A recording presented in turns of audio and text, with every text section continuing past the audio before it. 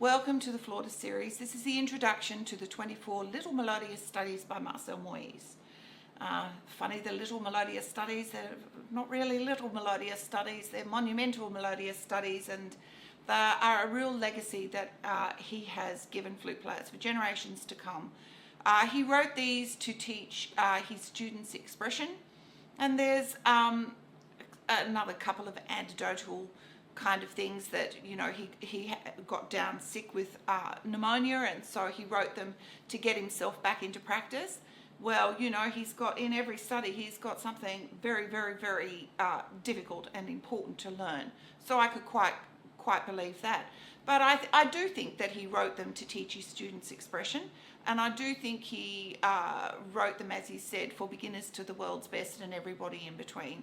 I've got a little 12-year-old that I'm teaching a melodious studies to, and once we finish the book, we'll go back and we'll do it again. And more than likely, we'll go back and do it again.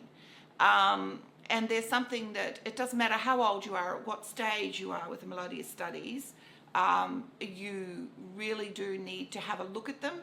Each study is in a different key, different tempo.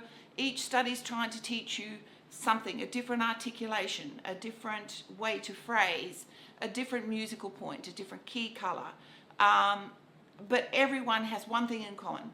He's trying to get you to think about what you're saying musically and to make educated choices. The biggest thing that you get out of this is you get the facility to be able to make an educated choice, because you have a number of alternatives at your mouth tips or fingertips. I mean, the expression is fingertips, but you have a number of musical alternatives at your disposal after this book. And when you play a piece, you can choose how you do the mezzo staccato.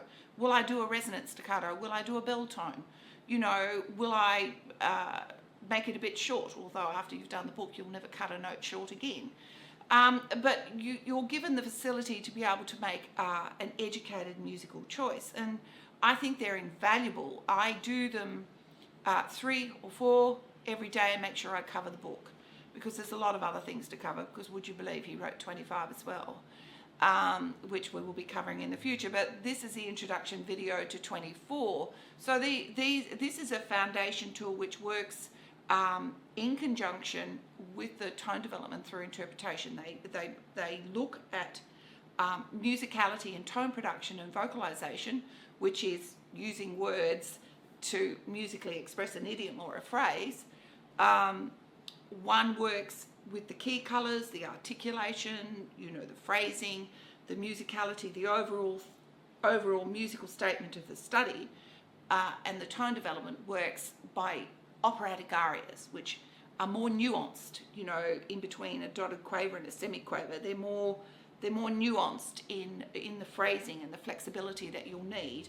You can't just do this without this, or the foundation tools. They all work together to produce, I think, an educated flute player, or somebody that definitely has control over what they're doing.